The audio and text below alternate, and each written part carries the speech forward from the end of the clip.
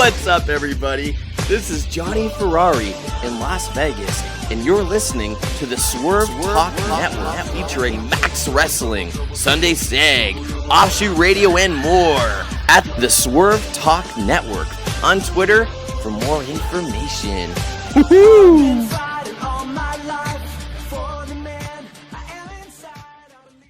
World, look into my eyes. When you see me on a show, when you see these fans, you know you've got the best in the damn world. This is the Wrestling Matters podcast where we stand up for professional wrestling. Here we fucking go! Well, enough is enough, and it's time for a change. Professional wrestling! This is it! This is us standing up! Yes! Yes! Yes! Yes! Yes! Yes! That's 13-14! Make it till death! Dina, I am the best in the world. Cause that's the bottom line. Cause Stone Cold said so. Ladies and gentlemen of the wrestling world, that's right, wrestling fans all over the world, beautiful people, it is me, the HEAD, back with you for another installment, episode 118 of the Wrestling Matters podcast, and I've got guests. That's right, on today's show we're going to talk Raw, we're going to talk top 10 of the best matches so far, according to Adam Blumpier from What Culture Wrestling, plus a few other things in as well that we'll talk about, because a few things I want to talk about, including CM Punk. That's right. Stay tuned for that later. But like I say, guys, I've got guests. Today's episode of the podcast has an alternative feel. That's right. The altered way, you could say. The altered angles here. Josh Dillon and Pepper Brooks. What's up, guys? What's up, Anthony? Good to be with you this morning. Finally, Josh Dillon is back on the Wrestling Matters podcast. Yeah, it's been a while, guys. Like I said, we've all been out, we've all been busy and everything. And yeah, what's up with you, Pepper, Mr. Traveler? Well, I got to tell you, Anthony, it's been a casino high roller table. Look at his watch. It's 3:30 a.m. I'm like, oh shit, got things to do.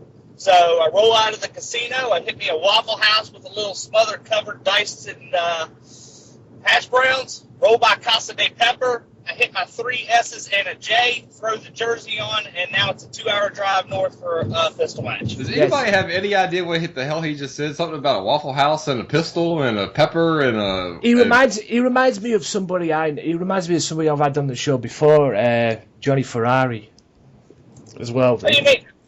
What part of that do I need to explain to you, Mr. Dillon? I mean, well, the first part cut out, but then I realized what you were saying when you were up all night at the casino and probably went and saw hookers or strippers or something, and then you went to the Waffle House, and then you went by the Pepper and the Double J and the Double S, and I don't know, were you hanging out with Jeff Jarrett? What the hell was that? I could back up and explain to you if you need me to draw you a picture. I said I went by Waffle House for some smothered covered in dice. That's the hash browns. You should know this. You're American. You know the menu.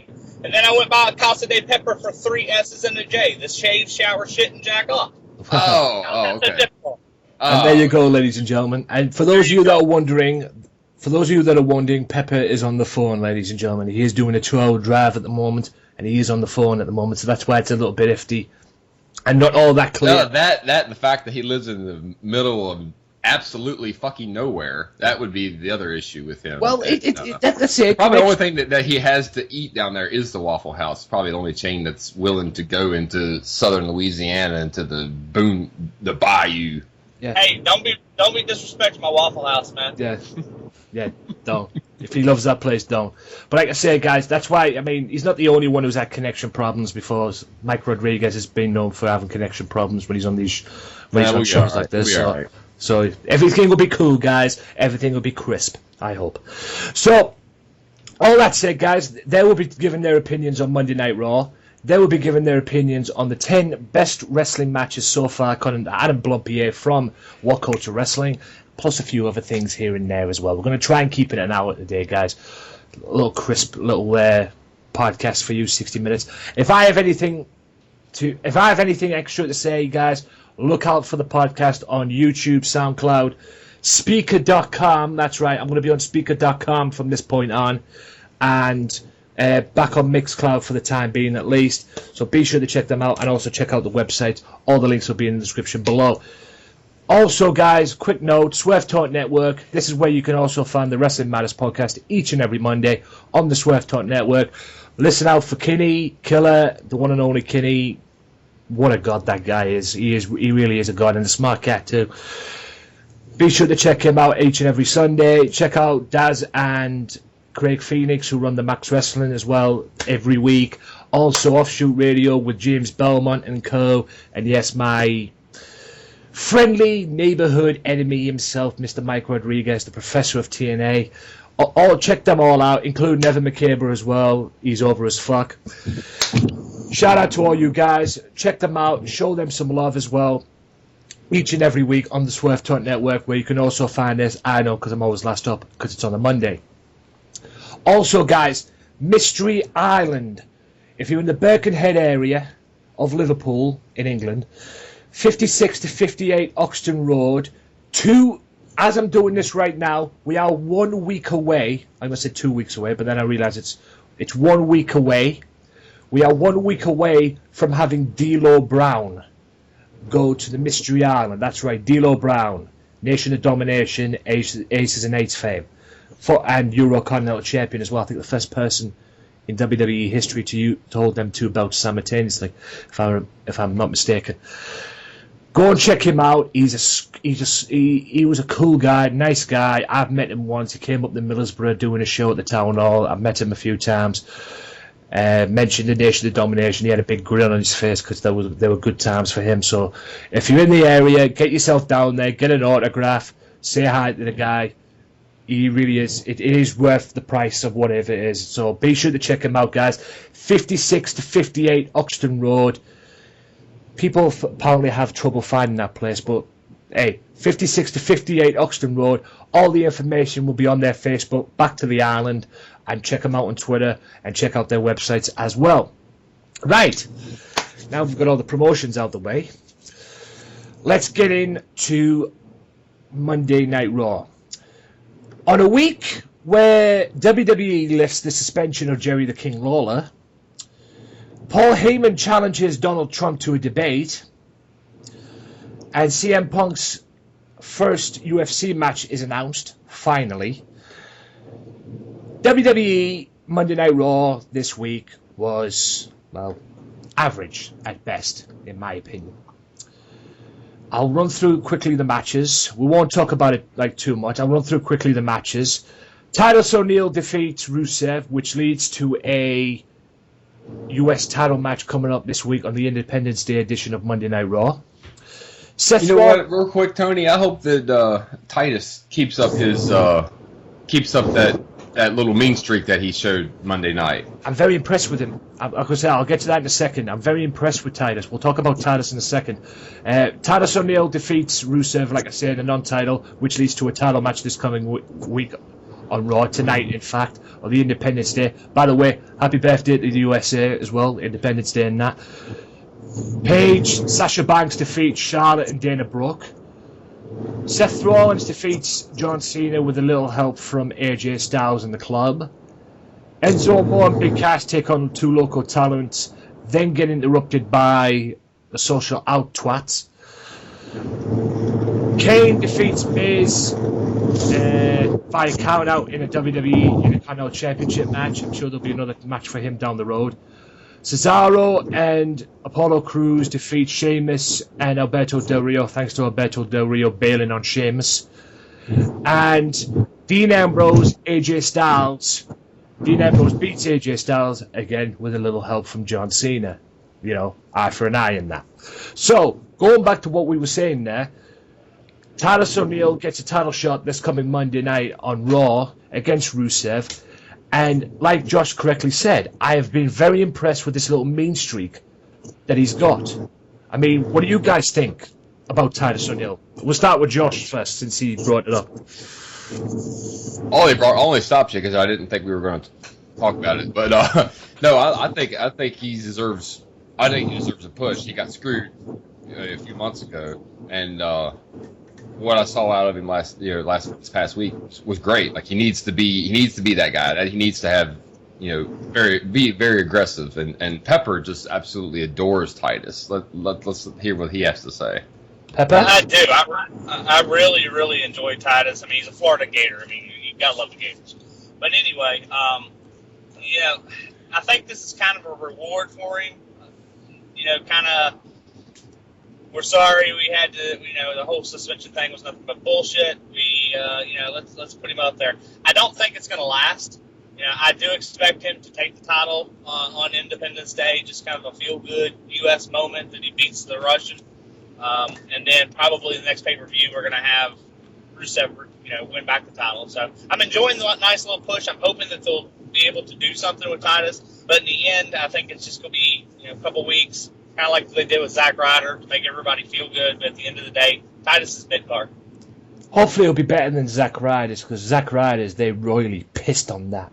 WWE. Oh, yeah. They royally pissed on that. They gave him the Intercontinental Championship at WrestleMania. The next night on Raw, they dropped it. He had him dropped it in Miz. Says it much, doesn't it? I mean, they royally pissed all over that big time. Where do you think this feud with John Cena and AJ Styles is going to go? Because obviously it's far from over. John Cena obviously will probably want another match after what happened at Money in the Bank. Where do you see this going? Do you see a 6-man tag match in the pipelines for Battleground and maybe an epic match at SummerSlam? Or do you see I'd imagine that Kevin Owens? Go on. Well, I don't know. I think we talked about this on our show. When if you look at this feud, John Cena versus Styles, it's probably going to look like the Kevin Owens John Cena feud, where Owens goes over first time, and then Cena goes over the next 3 matches, because everything comes in threes anymore in WWE. Every single feud is in threes, it seems like. So if that's the platform, then Cena wins the next one here at Battleground, and then at SummerSlam they'll have their final match, and who knows, throw whatever stipulation on there it is, but it doesn't matter because Cena is most likely going to win it. Yeah, that's the thing, though. I mean, people saying that AJ Styles is going to get buried for this. Anyway, Pepper, what do you think about this? Go on. I think what you just said is exactly what's going to happen. AJ Styles is going to get buried. We used the Kevin Owens analogy, like Josh said on our show. They have a golden opportunity for bringing the Bullet Club in, bringing AJ Styles in. People want to see these guys. People are very happy with it. But, of course, WWE being typical WWE, we didn't create it. We're not going to push it. So taking the hottest wrestling faction over the last couple of years, bring them in, and have them get buried by Super Cena, I mean, that feeds right into the old man's ego. So that's exactly what I see happening. Battleground, they'll probably get the win. If it's a 6-man tag team match, probably throw the Usos in there. And Cena against the Bullet Club, they'll get the win. And then the blow-off at SummerSlam where Cena, it has insurmountable odds, as he always does, but overcomes them and defeats AJ Styles. Well, that's really the god-awfulest thing that they could do. This is the easiest thing. I mean, I know exactly what they're. I know. I'm not fussing at you. I'm just saying this is just stupid. But like you've got money right there. Bullet Club is money. Bullet Club equal money. If someone could set Vince down and say, "Oh man, Bullet Club equal money," then maybe he would understand it, because it does. But right now, this watered down version of it, and the way that they're being booked, losing to the Usos. Oh my God! Like seriously.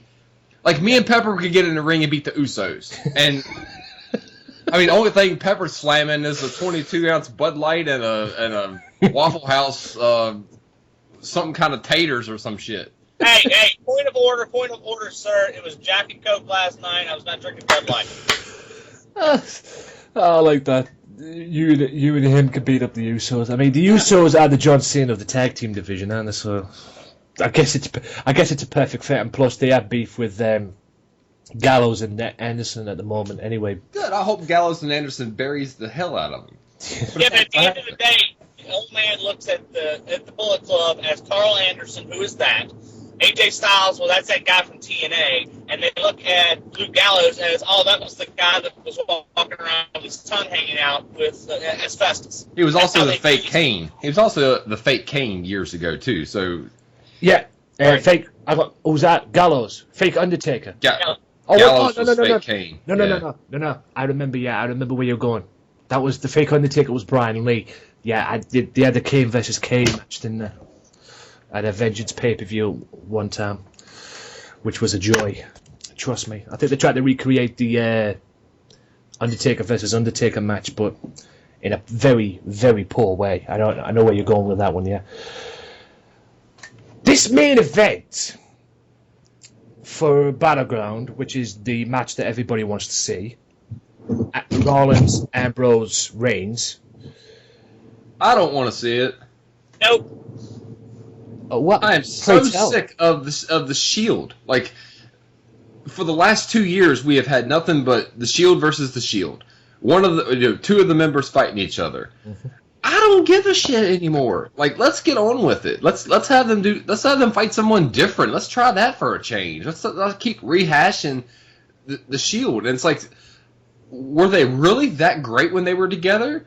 Like, people are acting like losing their minds over this. Like, I didn't think they were that great when they were the Shield. Like, I saw them live, and I've watched them on TV, and they came in and powerbombed people. And Roman Reigns did the wolf howl. Which he still does. Yeah, and I just don't get it. And then they constantly are bringing them back together. Hell, on the show in Tokyo last night, they had Dean Ambrose and Rollins, the Shield style powerbomb Kevin Owens, and then Rollins does the wolf howl at the end. I'm like, guys, these guys are all talented. Maybe not Roman Reigns, but the other two are talented. Like, can't we just do something else with them? Let's not just keep sucking on the teeth of the Shield name and all that feel good shit from that. Like, let's just do something different. Yeah. What about it, Pepper? You know, I'm not as negative about the Shield as Mr. Dillon is, but I do see his point. I think it is getting old. My entire problem with the Battleground Triple Threat pay-per-view, or Triple Threat match, is the fact that Roman Reigns has been suspended. And generally, when you get that suspension, you're taken off television, of course. But, you know, you kind of lose your place in the pecking order because it's a punishment. Well, with this, it's no punishment for him. He's going back and he's being inserted right back into... Yeah. I don't know if he's still there or not. You still there, brother?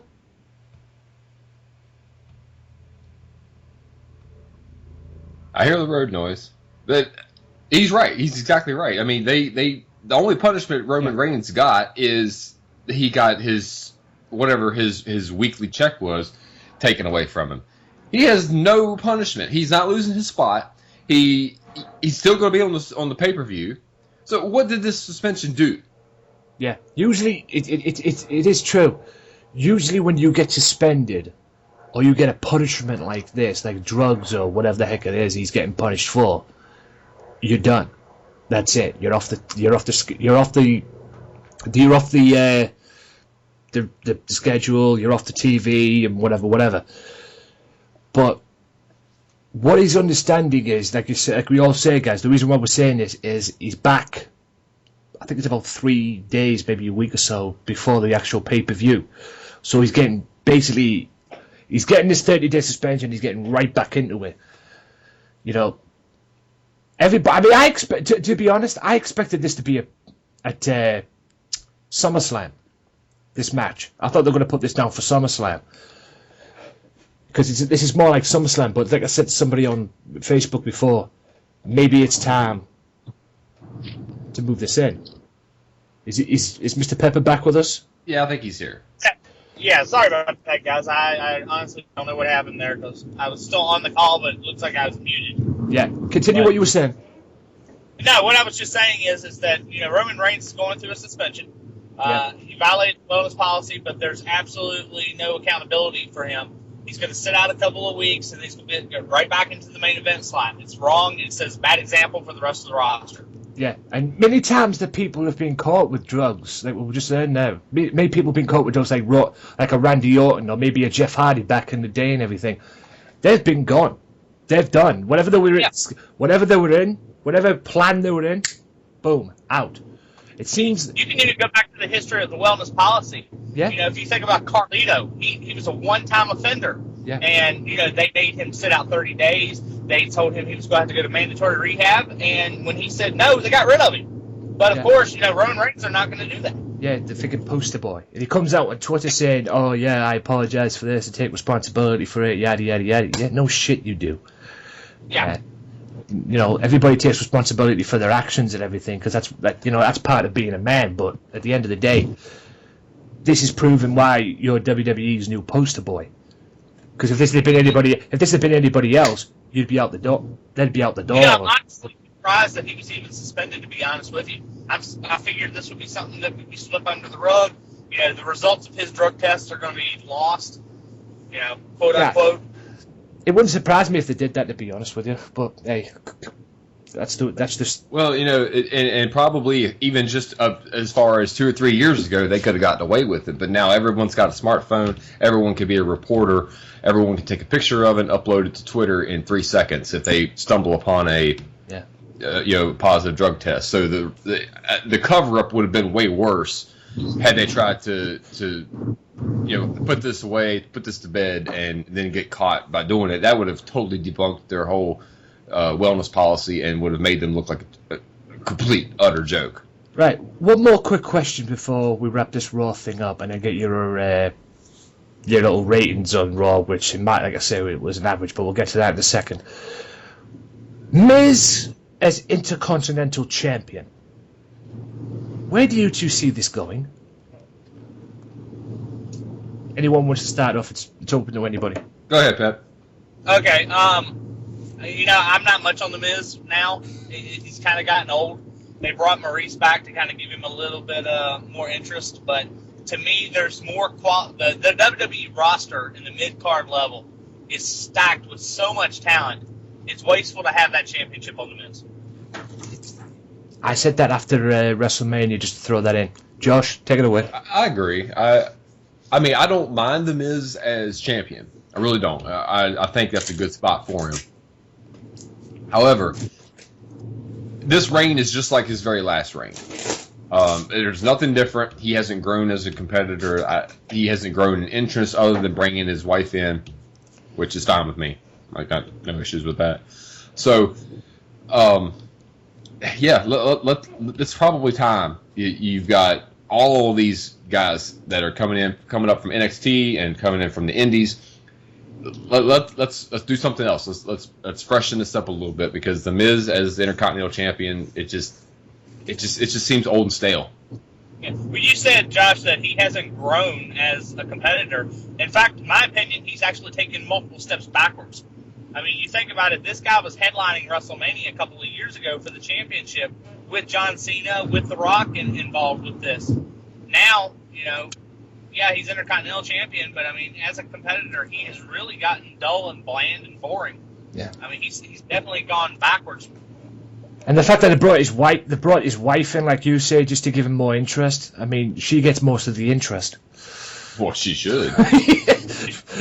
Oh yeah, Certainly gets my interest. Yeah. Oh yeah, we'll bring Maurice in just to give you a little bit more interest. Put more people in you. Yeah, people are not looking at you, Miz. They're looking at Maurice. Just saying. Oh yeah. Just you're you're over here, just up in the little Lady Gaga outfit and everything. Fuck you. We'll go and do Maurice. It's all about Maurice and that. Fuck that. But anyway, I'm going to get your ratings on this now. Your rating for Monday Night Raw. Your honest rating. I'm going to give it a 5. Quite frankly, I thought it was average. I don't even know if I'd go that high. The last 2 or 3 weeks has been really hard for me to even stay awake to even finish watching the show. And then I go back the next day and I'm like, should I go back and try to rewatch this? And I end up not doing it because it's just nothing to see. And I hate to be the guy that comes on and constantly slams the show and this and that. I mean, it's for the most part, it's entertaining. But could it be better? It could be so much better. Like, I think that's why I'm so hard, and why we end up being so hard on the product, is because you have so much talent, but it doesn't. It's not allowed to come through. So, with all that taken into consideration, I'm going to give it a 4. What about you, Pepper? What's your rating?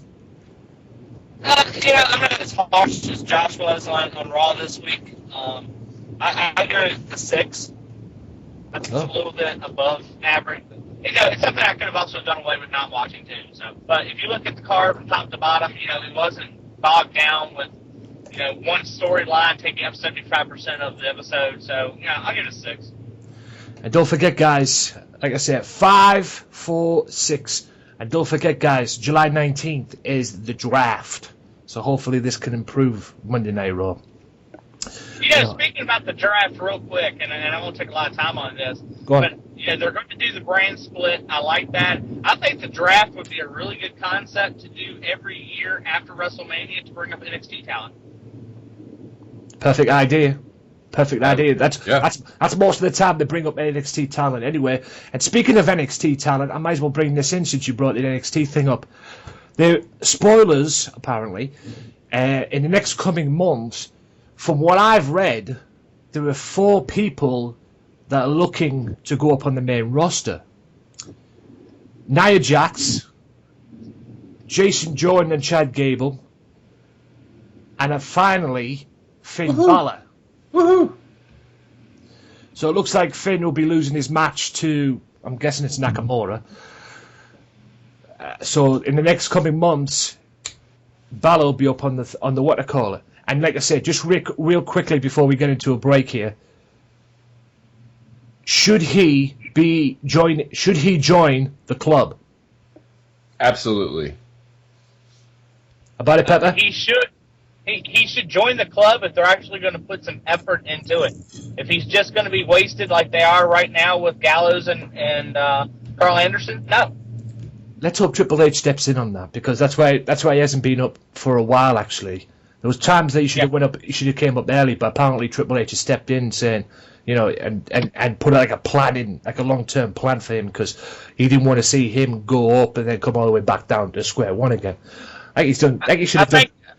Go on. I think a lot of that has to do with the failed experiment they had with Sin Cara. He came in with a lot of fanfare, a lot of hype. He was an international superstar, and when he got to the main roster, he fell flat on his face, literally on ring entrance. Yeah, like multiple times. Yeah, that's why that's why they sent him packing. I just wish they'd save Tyler Breeze. Don't get me started on that, please. Oh God, poor bastard. Anyway. Right, that about wraps it up for part 1, guys. Tune in after this quick commercial timeout, where we'll be discussing the top 10 best matches so far of 2016, according to Adam Blompier from What Culture Wrestling. If you want to know what they are, stay tuned. We'll be back right after this.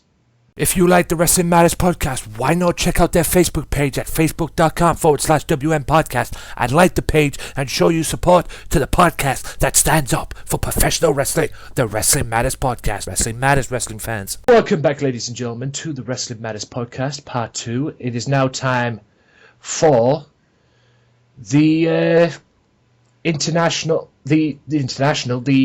best wrestling matches of 2016 so far. First half of the year, at least. 10 best wrestling matches of 2016. Now, little note here. This is from What Culture Wrestling. Adam Blompier's choice. His opinion. And they're not WWE. They're not all WWE. Okay? There's a few Japan in there as well. I've actually seen this ahead of time. Number 10 was the Intercontinental Championship ladder match at WrestleMania, which Zack Ryder eventually ended up winning. Do you agree with that? I think that should be on the list. That was a good match. What about Pepper? It was a very good. Yeah, it was a very good match. I have no problem with this being there. Yeah, very good match all around, and like I said, a good way to kick off the pay-per-view. and it was a good way, and it had a good ending as well with Oh yeah. with Zack Ryder winning it, which was surprised the hell out of me because I picked, to be honest, I actually picked Sami Zayn to win. But hey, you know, it worked, and it was a good way to kick off what was probably the longest WrestleMania I've ever watched in my life. Yes. But that WrestleMania was the one with what I call it on one, the Roman Reigns Triple H match. Yes, that was like almost midnight here on the East Coast when it finally went off. Yes. Jesus Christ, I was bored. That might be the most boring main event in WrestleMania's history. I'm sorry to Triple H if he ever listens to this, or he is this, or he's about this. But Jesus Christ, I was pretty much done by that time. Number 9, the Young Bucks versus Matt Sydal, Evan Bourne, the WWE fans, and Ricochet. Now, I'm guessing this was in PWG. I don't know much about this match, but we all know Matt Sydal and Ricochet. If you haven't seen these guys wrestle, Jesus Christ. I mean, Matt Sydal, like I say, used to be Evan Bourne in WWE, and the Young Bucks are just too sweet. So, what do you guys think of these four overall? That sounds like a great match. I did not see that match. It was in I have seen the Young Bucks wrestle. I've seen Sydal and Ricochet, or Prince Puma, whatever you want to call him. I've seen all those guys wrestle, but together I have not seen that match that's on the list. So I will have to defer to someone else for that one. Yeah. Well, I saw the match, and you definitely need to watch it. Excellent match, top to bottom. You know, I look at this, guys, I'm thinking, please do not ever sign with the WWE, because you will not be able to put a quality match on a high spot match like that if you ever go out there. Well, the Young Bucks have had offers from WWE, but they've turned them down, so... Good for them, because they would get buried with their size. Unless they ever bring back a cruiserweight division, you know, people like that are going to come in. They're going to be used for spot monkeys, but to ever get a good solid push, it's not going to happen. I think they would be okay in the tag team division. That's about it in WWE. Yeah, but how long until they split them up? Yeah, exactly. Yeah. That would. Well, no, that's it. I mean, how long until they're on the main event jobbing to the Dudley Boys? Because they each weigh, $175. Yeah. And they've wrestled the Dudley Boys before, but outside of WWE. But you're correct in what you're saying. There was possible chance they could job to them because, like you said, they weigh $1 something at the most. And then, at some point WWE will probably have this radar on their wall and think, I wonder what it would be like if we split the Young Bucks up. Yeah, which will be the biggest mistake they'll ever make in their life if they ever did sign. But at the end of the day, like I said, they've turned them down many, many times. They've had offers from WWE, and they've turned them down many, many times, which is, thank God. Number 8 was the Intercontinental Championship Fatal 4-Way match, which involved Miz, Cesaro, Sami Zayn, and Kevin Owens from Extreme Rules. Do you agree? Not too sure about this one. It was good for me. It was a good match, but I mean, I can think of probably at least 2 or 3 matches I've seen on Lucha Underground that were better. That one befuddled me when I looked at the list, and I'm trying to think. I had to think back and what happened that was so good about this match? I don't agree with this one at all. This one should be on the list. What about Pepper? A good match, but again, kind of questionable whether or not it's top 10. I think if the list is done again at the end of the year, this one gets dropped. Yeah, it probably will. Like I said, it's the first half of the year, and these are Xander Blompier's opinions at the end of the day. But like I say, if this was done at the end of the year, no doubt it will probably get dropped. Number 7, a match that had Big Van Vader talking. Ricochet, Will Ospreay in Japan. And this is what has caused Will Ospreay to go one-on-one with Big Van Vader. And I believe it's Ref Pro UK over here in the UK. But there's a match going to take place involving Big Van Vader and Will Ospreay because Big Van Vader disrespected this match in Japan. that he had with Ricochet, or Prince Puma, I believe that you said, Josh. And apparently Vader didn't like it. He thought it was acrobatic stuff and everything. Everybody loved it. I loved the ending myself. Oh, Vader can suck it. You know what? You're old, you're fat, you're just mad because you could never fly like these guys did, even though you did your little swanton bomb off the top or whatever they used to do. Yeah, moonsault. There you go. So shut up, Vader. You know what? These guys put on. It might not be a style match, but they put on a phenomenal match. I was blown away. Like, I had no idea those guys had that in them. Yeah, with a phenomenal ending too. How about it, Pepper? I agree with Josh where he said that it was a phenomenal match. I think Vader was overcritical about it. But let's not take away from Big Van Vader. I mean, this is a guy that was 450 pounds that, like you said, was doing a moonsault. I mean, that's very few and far between, especially when he first broke into WCW in the early 90s. The guy's a former champion. I mean, do I agree with his opinion? No, but I'm also not going to discredit him. I mean, he was a talented guy. I'm not saying he wasn't talented. However, what I am saying is that he hated on that match way more than was than was necessary. Like, he should have that same fire about some of the garbage that's on WWE. And not be picking on this guy. I mean, this is a completely different style that we're very new to. These two guys that are freaking basically ninjas jumping around, doing some shit that you see in action movies. I mean, it was more entertaining than anything that's ever been on Monday Night Raw, like in the last 5 years. So, but you know what? If Big Van Vader's wanting to continue his career, making these comments, that's a good way to do it. It's got him. It's got us talking about him when I don't think we've ever talked about Big Van Vader, and it's got a match coming up that's going to have some hype to it. So maybe the whole thing was a work. Well, it could have very well been. I mean, at this point, it looks like it was. And if so, kudos to Vader for thinking outside the box and getting some. He basically if this is the case, he created controversy to get him relevant again. Now, you're going to talk about going into the ring with Will Ospreay. I don't know how great of a match that's going to end up being, but it's going to sell some tickets. They're both going to get paid, and they hustled everybody. Yeah. Exactly. And Ospreay will probably fucking own him, because like you say, Ospreay is the shit at the moment. Vader's best work was in WCW. When he came to WWE, fuck knows what Vince did to him at the end of the day. But like you say, that was the match that he had in Japan. Vader pissed on it, quite frankly, in his opinions.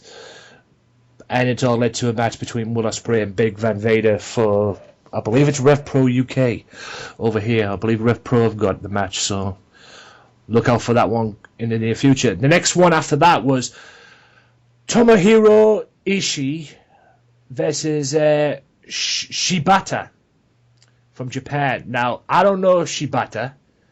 I know Ishii. I've seen Ishii's work because he's a former Ring of Honor television champion. So I'm familiar with his work. I'm not familiar with the other guy's work. But this match took place in Japan, and this match was basically, can you kick hardest? Because they literally kicked the shit out of each other, from what I've got from this. Have you ever seen Ishii get wrestle? I mean, do you watch Ring of Honor? I watch New Japan. I don't keep up with it every single week and everything that goes on, but I've seen these guys wrestle. I did not see the match that's on the card on this list here, but I would almost have to say if this dude has an eye for New Japan and he picks this match to be on there, it's probably a decent match and probably better again than the majority of the matches that we've seen on Monday Night Raw and SmackDown this year. So I would probably have to say it probably belongs there. Oh, most of New Japan's works, matches and everything usually are more 9 times out of 10 better than what you see on Monday Night Raw or SmackDown. What about Pepper? I'm going to have to defer to the group on this one because I actually haven't seen this match either. I'm not really familiar with a lot of the stuff with New Japan because when it comes on over here, I generally don't have time to watch it. But the strong style, something new. It's a lot better than the crap we're dealing with over here. And I wish that they would kind of, bring that style, bring a little bit more realism to American wrestling. Yeah. Because it is more interesting. Yeah, like I say, guys, Ishii's a former Ring of Honor television champion. I believe he lost that belt. If I'm not mistaken, I might be wrong, but if I remember correctly, he lost the belt to Roderick Strong. I might be wrong on that one. I might be wrong, but no. Actually, no, he didn't lose that belt to Roderick Strong. I stand corrected. He lost the belt to Bobby Fish from Red Dragon. So, yeah, I remember that now, yeah. It was Roderick Strong who beat Jay Lethal for the TV title. I got that mixed up there. It was Bobby Fish who eventually ended up beating Ishii at a big show, I believe it was, Ring of Honor's, one of Ring of Honor's pay-per-view shows. I can't remember which one it was, but I know they had a match on that show. The next one is Aztec Warfare match.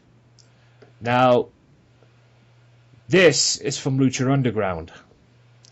I'm not that familiar with Lucha Underground, but yeah, I think this is their version of a Royal Rumble. Yeah, it was basically a Royal Rumble that didn't end up always in the ring. It was it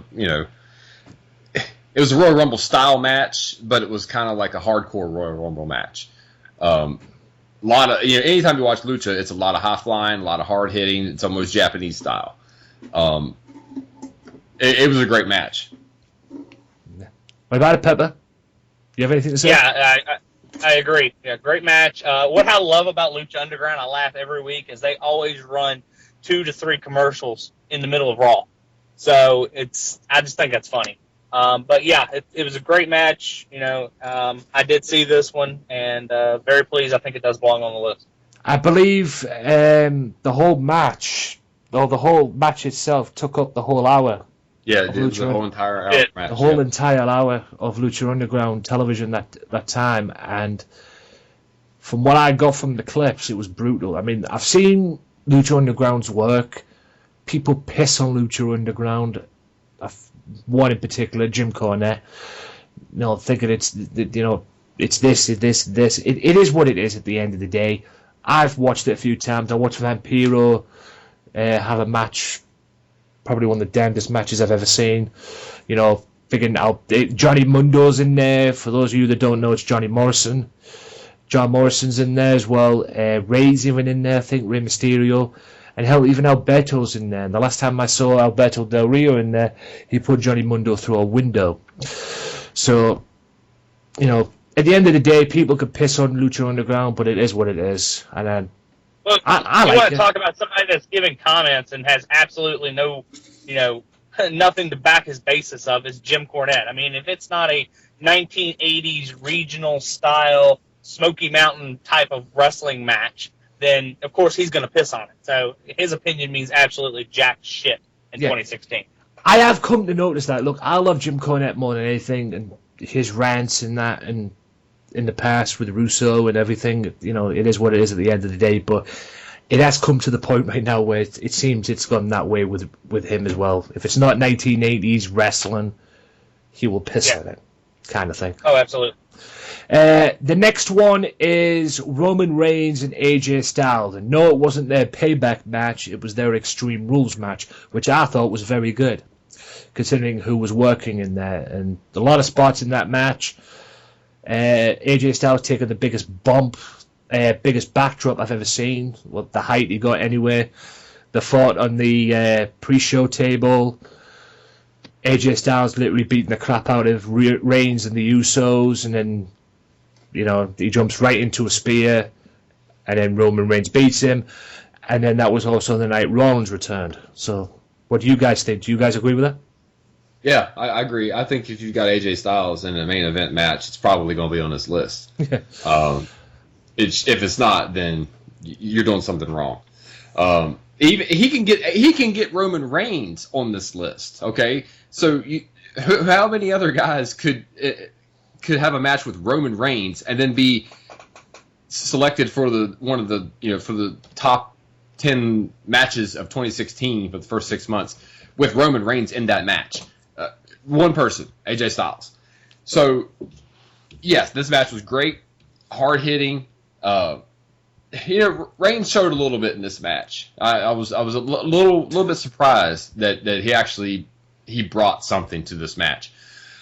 End of the day, AJ Styles doesn't win, but didn't really expect him to win this match. But it still is. I'm not going to take that into consideration. The match was great. The match belongs on the list. I will admit, before Pepper says his bit, I will admit WWE had me on the edge of my seat. Because I actually thought they were actually going to pull the trigger. There was times in the match they were actually going to pull the trigger. Or at least I thought they were going to pull the trigger and put the belt on AJ. But then when AJ did the jump, springboard right into the spear, that was pretty much it. Go on, Pepper. I thought it was a good match, too. Like Josh said, AJ ended up carrying about 80% of the workload with this match. You could actually see a little bit of glimmer and hope in Roman Reigns, but, that was his dance partner that brought that out. But it was a good way to bring Seth Rollins back. Having him come out, was a surprise. Not to spoil the rest of your list here, but this should show you how bad the main event scene is in the WWE when they only have one main event match on this top 10 list. Yeah. I mean, at the end of the day, if you haven't seen WWE's Seth Rollins documentary, it explains and it shows you how he returned to WWE as well. You need to go and see that. You need to be subscribed to the WWE. Yes, WWE always has the WWE Network has their, people piss on it at times and everything. But trust me, it is worth the subscription. And AJ Styles, we're not done with AJ Styles, actually, because the next one after that, which I'm guessing is number 3, is from New Japan, featuring AJ Styles. His match with Shinsuke Nakamura for the IWGP Intercontinental Championship, I believe. Do you guys agree with it? Did you guys see this match? Oh, yeah.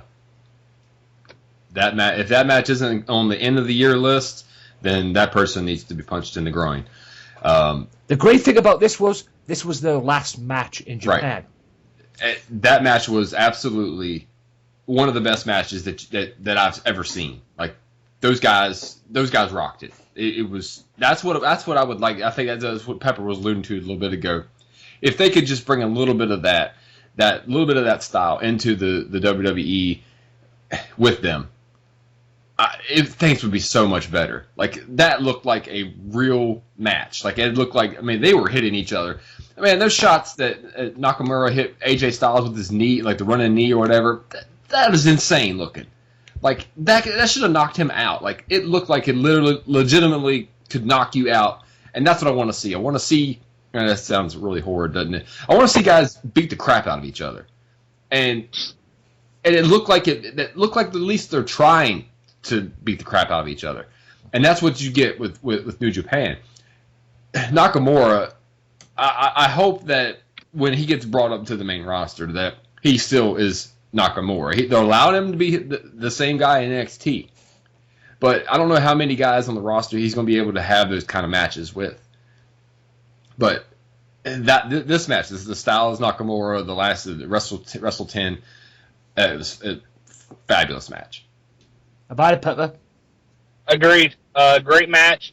In fact, I actually have a problem with this being number 3. I would say this should be 2, 1. The match that you're going to select that they had on the list is number 1 is also a fantastic match. But, I think having it at 3 is a little low. Yeah. Well, number 2, what beat this match, the 2 matches that beat this match, because we're at number 2 and number 1 now, number 2 was a match for the IWGP Heavyweight Championship match involving Tanahashi and Okada. Did you guys see the match? Yeah, that one was good too. Between 2 and 3, I like 3 better, but 2 was really strong. Okada is a machine. I love watching him. Hey, I read a story, and hopefully that someone can verify this, that he was in TNA for a time, and basically no one knew what to do with him, so he went back to New Japan. If that's the case, then that shows another misstep with TNA. You can just add that to the list of 3,000 missteps. But this guy is a huge talent. I don't know what his future is going to hold, and if WWE's in his future, dear God, I hope that it works out for him, because this guy is fabulous, and you just don't see anything like him. 6 foot, over 6 foot, blonde-haired Japanese wrestler who can move, who can kick. He's fantastic to watch. I love this match. Yeah, about it, Pepper. It's a good match, solid match. I don't agree with Josh in saying that, what the WWE could do with this guy. I mean, these guys are doing great over in New Japan. It's their home country. I mean, why do they automatically have to travel to the States in order to be successful? I didn't say that he had to. I said I don't know what his future holds. I said if he does. That's what I said. Well, so you don't ever listen. This is why your wife is always mad at you, because you don't listen. You just you think you hear something, and then you run off on a rant about some shit, and you have no idea what you're talking about. Can I finish here? Can I finish? Thank you. Yeah. But no, good match, solid match. It's again too. I think 3 goes above 2 on this list. But I was happy with it. Before we get to number 1, I just wanted to go to Josh. He was in TNA at Okada. New Japan sent him on a developmental tour of America promotion, to American promotion TNA Wrestling, where he ended up spending the next 12 months mainly performing on the promotion's secondary TV show Explosion from January to March in 2011 under the ring name Okato, spelled O-K-A-T-O, was featured on TNA's primary television program Impact as Samoa Joe's sidekick in his rivalry with D'Angelo De Niro. Oh boy. And Okada's run ended in 2011 in October. And then he returned to New Japan Pro Wrestling. So, puts a bottom line on it, doesn't it, really? Oops. Yeah. Good one, TNA. And the match that beat all the 9 matches that we've mentioned, including number 3's AJ Styles, Shinsuke Nakamura match, and the number 2 match, Tanahashi and Okada. Number 1 features Nakamura, actually. Shinsuke Nakamura and Sami Zayn from NXT Dallas, I believe. Now, I have no problem with this match being number 1, because these two beat the shit out of each other in this match. What do you guys think? Take it away. Pepper, you want me to take this? Or you want this? Well, you've been taking the lead on all of them, so go right ahead. There's no reason to change it up. Okay, well, Fair enough. I'm used to that with you. I have to do all the legwork. Blah, blah, blah, blah. This match was fantastic. This was a great match. This will be at the end of the year. This will be one of the top 10 best matches still. Yeah. Sami Zayn was a great guy to have in this match because Sami Zayn sells like nobody else. Nakamura beat the crap out of him. They had a great back and forth. They told us, they had no story to tell, but they told it well. You know what I mean? Like they had no reason to be fighting each other other than it was Nakamura's debut. Everything about this match was great. I don't think it needs to be number 1. I have no issue with the match at all, but Nakamura versus AJ Styles, to me, has to be above this one. I believe that the crowd helped the match. I believe that the NXT Dallas was so hot, the crowd was so hot, and it kind of just fueled this match to where to its height, where it's at on this list. No, I'm not gonna be pissy about where it's at on the list. I think it's okay. If it was my list, this one wouldn't be number 1, but it would definitely be included on the list. About it, Pepper. Okay. Well, I don't agree with what you just said about the crowd fueling the match. I mean, I think this match is a 5-star, top 3 match. If it's sitting, if this match is done at NXT TakeOver Dallas, or if it was done at the Bingo Hall with 35 people watching it. It was just a phenomenal match from top to bottom. The guys work together great. Sami Zayn, like you said, he sells. He did a great job of this. Both men came out looking very strong in this match, even though Sami Zayn got the loss. I still think that AJ Styles and Nakamura is your number one off of the list, but this match is a very, very close number two. If you did them 1 and 1A, I would have no issue with that. Phenomenal match. NXT Dallas was just a great card from top to bottom, but very, very pleased with this. Again, match of the year candidate at the end of 2016. I foresee those two matches both being, still on the list in the top 1 or 2 or 3.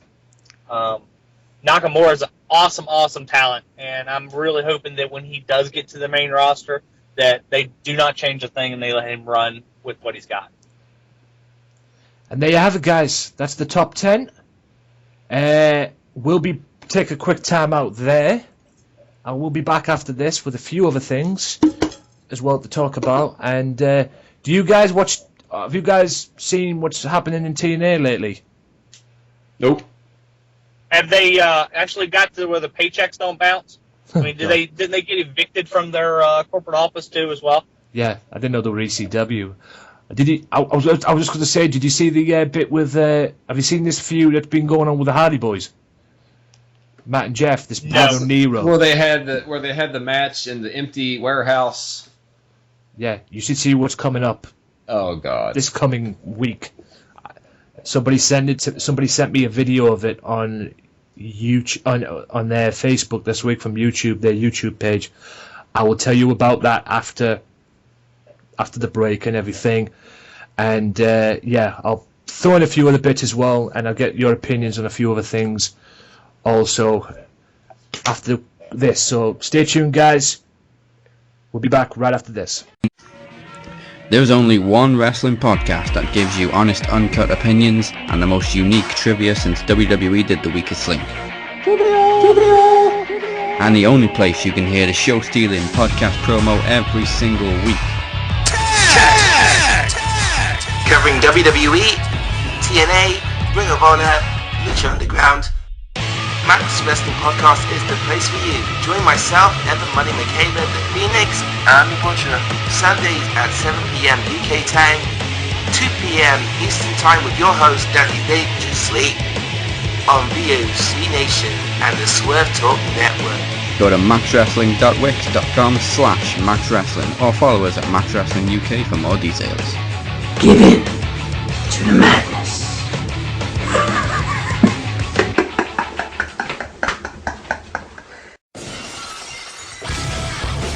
Be sure to listen to the Sunday Segway Wrestling Podcast. What? Every Sunday with Kenny Killer and the Galdem Sugar Shugs. Yes! Yes! With all the news, views, and laughter that you want. They like jet airplanes. Woo! They like long limousines. Every Sunday, the Sunday Segway Wrestling Podcast on Podomatic, iTunes, and YouTube. So why don't you choke on that, slap nut? Welcome back, ladies and gentlemen, to the final part of the Wrestling Matters podcast, and I might as well throw this in while I'm here. Like I say, quick reminder, guys, Swerve Talk Network, Kenny Killer, Shugs, and Sunday Segway, Max Wrestling with Daz and Craig Phoenix and co, Offshoot Radio with James Belmont and Billy Johnson and co as well, and also Evan McCabe, who's also on the Max Wrestling podcast as well. Be sure to check them all out on the Swerve Talk Network. Show them some love. Also, guys, 56 to 58 Oxton Road, Birkenhead. Quick reminder, D'Lo Brown is coming there. I've met the guy. He is worth the price of admission because he's such a cool guy. He really was, so down to earth. And get yourself over there if you're in the area. Quick little autograph, maybe a photo, whatever. And show your support to the Mystery Island too. Now, I've got a few other things I want to talk about as well. Look out this week, guys, for WCPW Episode 2, which takes place on the WCPW YouTube channel, which is What Culture Wrestling. I sent you the link, Josh, to build into this show and everything. Send it to Pepper as well when he can get the chance as well. each and every Monday, 10 p.m. UK time, on their YouTube channel. They have their episode of WCPW Reloaded. I reviewed last week's episode as well. I will do another review this coming week, so be sure to check that out on the YouTube channel as well, which is my Wrestling Matters YouTube channel as well. And yeah, a great show. And apparently, according to Google, 10 p.m. UK time is 5 o'clock Eastern time. What that is in Central, I don't know. I'll quickly double check. 4 o'clock. 4 o'clock. Which is 4 o'clock Central then. Okay, 4 o'clock Central time then. So be sure to check that out, guys. If you ever have a minute or something, or if you're not doing anything, if you go and see the full stream of the episode, they do put up parts of the show on their YouTube channel as well, so you will get to see it at some point.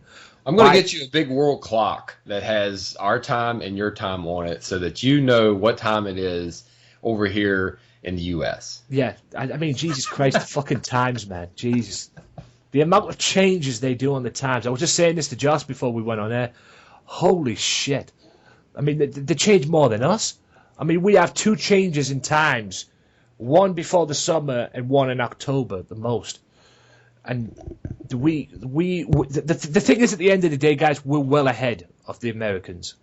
Okay, we're well ahead of them in terms of time thing. And I mean, when we build up to this match, little side note, when we built up to this podcast, rather, we built this up and we checked it out. Josh tweeted me on Twitter and everything and got the details and everything. And I looked up 7 a.m. Eastern time in the UK and it was 11 o'clock.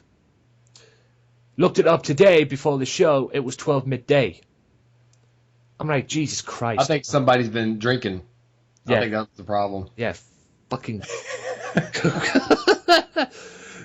it's probably that, but at the end of the day, like I said, time constrictions is a pain in the ass when you're doing these podcasts, when you're working with the American people. It's worth it in the end, don't get me wrong, but the time is a bit of a pain in the ass.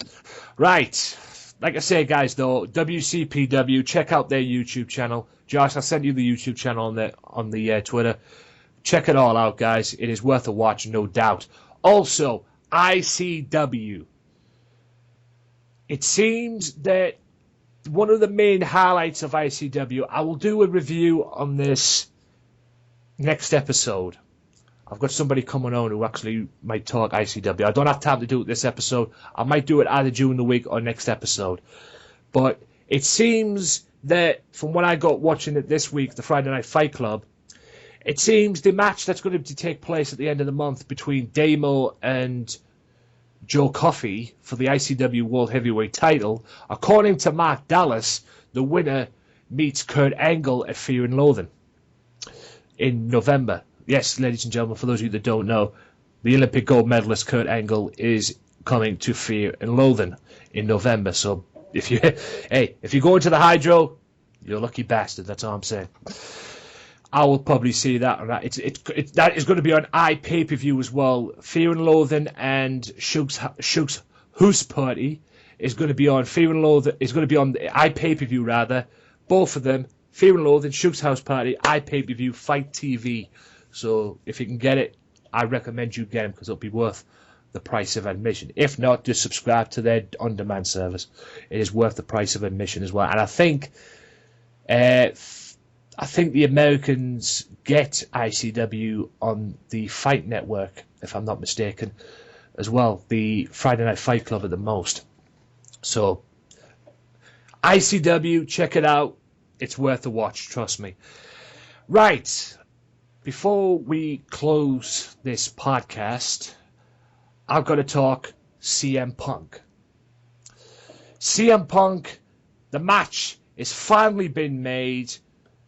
It's going to be CM Punk versus Mickey Gall, a guy who Dana picked out from the YouTube show that he does, when he goes out and looks for talent, undiscovered talent. Mickey called this guy out, CM Punk that is, and he obviously Dana make him earn his UFC match with CM Punk. And it's going to take place in September at UFC 203. So, what do you guys make of this? I don't care. I just want it over with. I want CM Punk to get his ass whipped, and it's probably not a popular opinion amongst your fans because everyone seems to love CM Punk. I'm just tired of him. Like I don't see this going well for him. They probably picked a guy that they thought he could beat to be his first opponent, but at the end of the day, he's gonna get his ass whipped, and I'm going to revel a little bit in his loss because he's just too cocky for me. He's arrogant, and I actually want to see him get his ass whipped. How about it, Pepper? I'm a huge CM Punk fan. I really hated that he left the WWE, although, the whole UFC crossover has piqued my interest. But like Josh said, it's been 2 years. We've been waiting for this. He continues to pull out of fights for injuries, quote unquote. Wishing the best, but to be realistic, he's 37 years old. He's stepping into the octagon with someone that's much younger than him, that has a lot more fight experience than him. I don't see this going well for CM Punk. But hopefully, this will get the little niche out of him that, he had to try UFC. He got to try it, and hopefully we'll bring him back to wrestling and get him back on television. But this is the thing. I have read on the articles, on the dirt sheets, that there is a possible return to wrestling for CM Punk should this fail. Like I said, so it may be a tryout, it may be a long-term thing, I don't know, but he's having a match at the UFC. But there's a possible return to the UFC, to the wrestling in general, the wrestling that he's done. But the only difference is, from what I've heard, Pepper, it's not WWE. Bringing back the Ring of Honor, I've got no problem with that. I would love to see him on Ring of Honor, Lucha Underground, wherever. Yeah, because at the end of the day, from what I've got, and this is what the dirt sheets have been saying, and that site, maybe he's still holding a grudge with Vince McMahon and the WWE for giving him his papers on his wedding day. Yeah, he should be holding a grudge. They fired him via FedEx on his wedding day. That's exactly what I said. Anyone in their right mind would hold a fucking grudge if somebody fired you on your wedding day. Not only that, he was wrestling there injured at the end of his run. He was wrestling injured. He had a staph infection in his back. That's very serious. Yeah. I have no problem with him holding a grudge. In fact, you got UFC 200 that's coming up next week with the return of Brock Lesnar. This is somebody that I think actually has an opportunity and a shot to win his UFC match. But how great would it be if after the end of the Lesnar match and Lesnar wins, if CM Punk's music hits and he just walks out? Right, guys, that about wraps it up for the podcast. So I'm going to step out and let my boys tell you where they can find you on their social media world that I say live in, that's a statement. But where can they find you on the social media, guys? Take it away, it's all yours. All right, you can follow Pepper Brooks. He is the controversial one, at Altered Angle PB on Twitter. You can follow me, Josh Dillon. I'm the sane one, at Real Josh Dillon. Shut up. You can follow the show's page at The Altered Angle. We're also on Facebook, Instagram. You can catch all of our podcasts on iTunes, Stitcher, Podbean, and TuneIn Radio. Find them all if you really want to. Also, do you have a YouTube? Just to throw that in. Yeah, there's nothing on it though. Yeah. Thanks for bringing that up, Anthony. Yeah, I have to subscribe to that as well. So. Oh, thank you. Hey, we've got like 3 subscribers now. Yeah, that's awesome. I subscribe to that as well. So, like I said, be sure to check these guys out on their respective places they go. Also, check out the Wrestling Matters podcast on Speaker.com and Mixcloud as well. I'm aiming to get on Podbean as well at the moment, but I found an alternative for now, which is Speaker.com. So, but I'm aiming to get on Podbean myself, so hopefully I can get on with that in the near future. We'll have to wait and see on that one. But at the end of the day, be sure to check these guys out. Thanks for coming on, guys. Hey, Anthony, one thing real quick. I know this is going to be airing on Monday. I would just like to say a happy Independence Day to all our United States listeners. And for our fans in the UK, sorry about that ass whipping that we gave you about 200 years ago. I don't really know anything about that, so I'm not going to say anything about it. That stuff goes right over my head, to be honest. Look, I love America. I love me some America. America's given me great things, including professional wrestling. So, and Budweiser. And Budweiser too. God bless Budweiser, the best beer in the world. So, get him on a beer rant. Pepper, it's worse than me. Yeah. God bless the Budweiser. But other than that, guys, like Pepper says, happy Independence Day to all Americans. And thanks again, guys, for coming on. It has been an absolute pleasure. This has been episode 118 of the Wrestling Matters podcast. I'll be back next week. Thanks to the guys for coming on. And until next time, peace out. Well, enough is enough, and it's time for a change. Professional wrestling, this is it. This is us standing up. Yes, yes, yes, yes, yes, yes. That's 13-14. Make it till death. Cena, I am the best in the world. Cause that's the bottom line. Cause Stone Cold said so.